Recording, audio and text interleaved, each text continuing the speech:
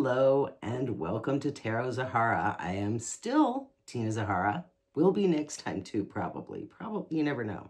Anyways, what I would like to talk about today in this last intro class is the numbers on the cards. This is really important that you understand the numbers of the cards because they can help get you out of a jam when you've got, especially when you've got two cards and they both are saying something different or they're saying opposite things and you're like, I don't know which one to believe. First of all, the number system on the major arcanas, because we're going to mostly be talking about the major arcanas when we talk about numbers.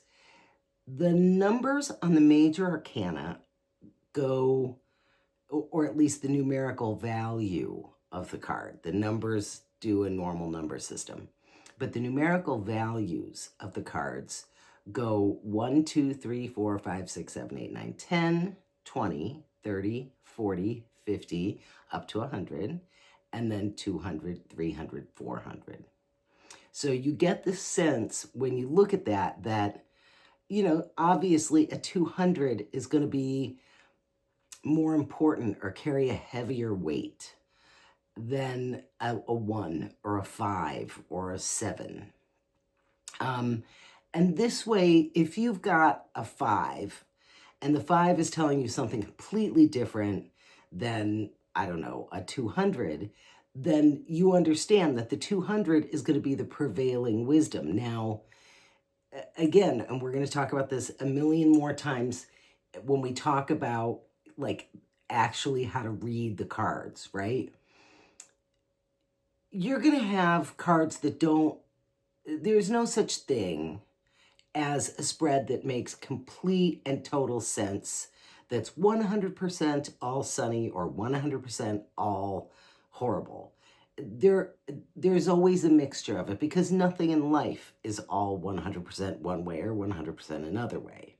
So what you want to kind of know is you want to kind of know which way the thing is leaning. Will there be good things? Will there be bad things? Will the good things outweigh the bad things? Will the bad things outweigh the good things? Or, you know, whatever, however you want to look at that. I try not to look at them as good and bad, but sometimes you can't help it. And so when you're looking at the weight of a number in, you know, the weight of a number in your spread, you can say, okay, well, there's a lot of good cards here, but they're little. They're like these little kind of wimpy, like spot cards and, you know, maybe a couple of little ones. And then there are a couple of really big sort of nasty cards or cards that I don't want to see in this spread or under these conditions. And then you sort of get the sense of like, oh, I see. So even though there are good things going on here, this is generally not a good situation. And so at that point, you're going to look at, okay, what makes this bad? Is the fact that is my understanding of it as bad, is that actually really bad? Or is that just, it just appears bad and could turn out to be a good thing? Like we've all had that happen to us where, you know, you lose a job or you end a relationship or something and you think it's the worst thing that could possibly happen. But then you end up with a better job or in a better relationship. And then you look back on it later and you go like, actually, that was the best thing that could have happened to me, but I just didn't understand it at the time. And in this way, you can use the numbers in the tarot spread to sort of guide you along those lines. And if you decide that I'm going in a negative direction, I'm going in a direction that isn't going to support my goals, then you can ask like, okay, what would be a better way to handle the situation? What would be a good question? A good question would be, what is the truth about what would be a better step for me to take next with regard to my job, with regard to my relationship, with regard to my relationship with my mother, whatever. And then you can start to use the cards to navigate your way through situations that are crunchy, situations that are just not the way you want them to be. So understand that with those numbers. And I tell my students, I learned this trick a long time ago, and it's a pretty interesting trick. I'm not going to lay it out on the table for you, because I'm just not going to. But on your free time, take your majors out of your deck, put the Fool on the top, and then do 3 rows of 7. That would be, in consecutive order. And you should be able to read the cards down, like the number 1 card, number 7 card, number 14, whatever, however that goes. And you'll see that there's a relationship when you look at them down, because you're laying them across this way and you're reading them down this way.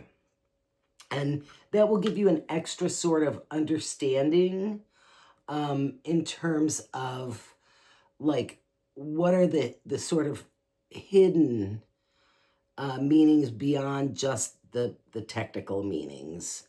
How, what do the devil and the lovers, for example, have in common? They have a lot in common, but we haven't gotten there. And that's a good way to sort of just look at it, familiarize yourself with it a little as you get more and more comfortable. And once you get finished with the majors, do it again. And I think you'll start to see more, understand more the relationship between, 1, 7, and 14, or however it is that you're going to, whichever cards you're reading down. The other thing I'd like to discuss tonight is your notebook. Okay, so if you've been paying attention, you have been journaling your tarot card spreads.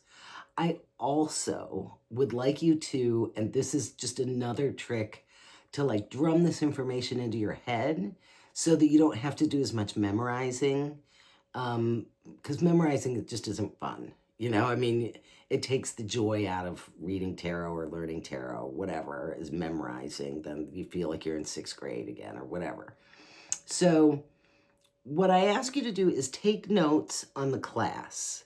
Just as if you were in a regular class, have your little notebook, write your notes down, and then at some point, whether you do it, after 2 or 3 classes or whether you do it each class, type them up. Whether or not you ever look at the typed ones, whether or not you ever look at the handwritten ones, doesn't really matter so much. I mean, it does, but it doesn't. Because when you type, it's one way of accessing your brain. And when you handwrite, it's another way of accessing your brain. So it's coming at you from both directions. And it's more likely to stick as you start to understand. The next class is going to be, starting with the Fool, and we're going to start doing card by card, how, what each card means, how to read it. And if you are taking notes right from the start, and then you're typing up those notes, you're going to find that you learn a lot easier than if you just watched the video and just expected your brain to just accept it.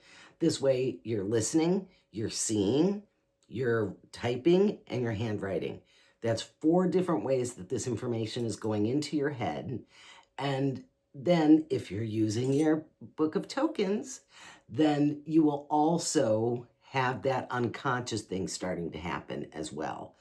I don't know if you guys are doing your book of tokens. I hope you are, because now I'm going to tell you another little secret about the book of tokens. Let's say that you're having trouble in your relationship, for example. I'm just going to make it easy. But, on a card that, is pretty self-explanatory. Let's say that you're having problems in your relationship and you feel that you and your mate are drifting apart. So you pull out your handy dandy book of tokens and you want to read the Lover's card. And I tend to do it depending on what the situation is. If it's something pretty simple, I just do it once. But if it's a big deal, I'll do it every night for a while.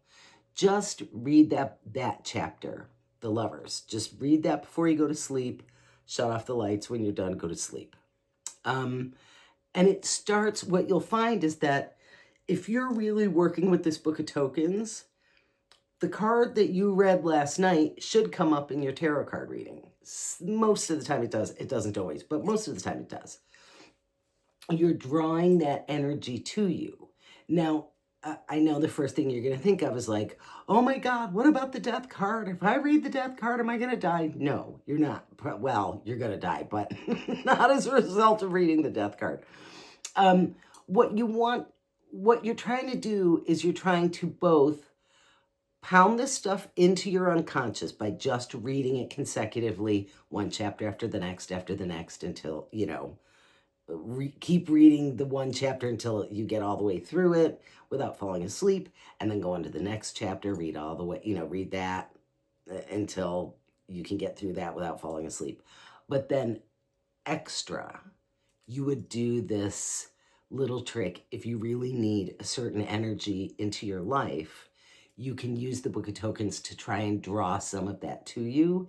It's not a fail-safe, and it's not magic, and it's not going to poof, there's not going to be a genie that pops out of a bottle.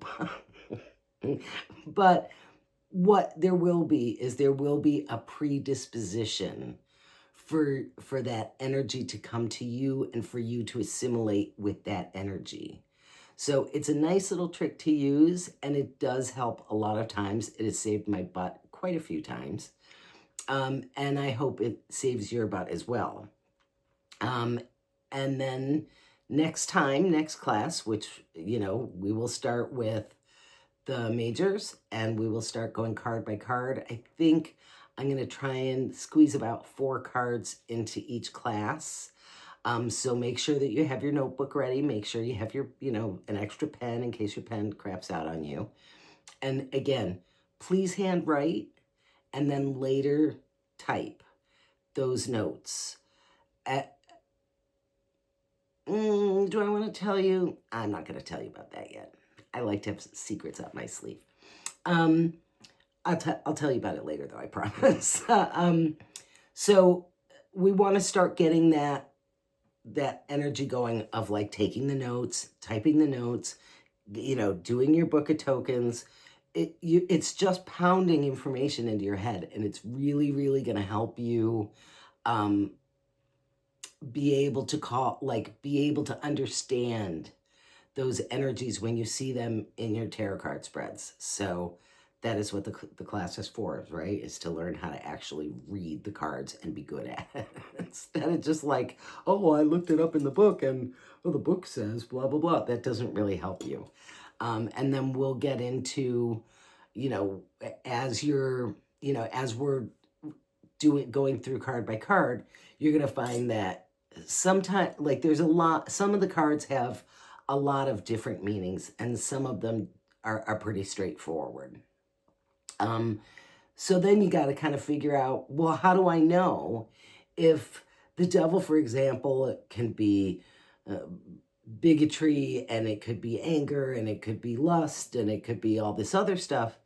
Then how do I know which one it is? And then, we're going to cover that stuff too. So this is the last in our intros, and the next one we'll be getting into the nitty-gritty of the things. So have your notes ready, and I will see you next time. Thank you, and don't forget to like and subscribe.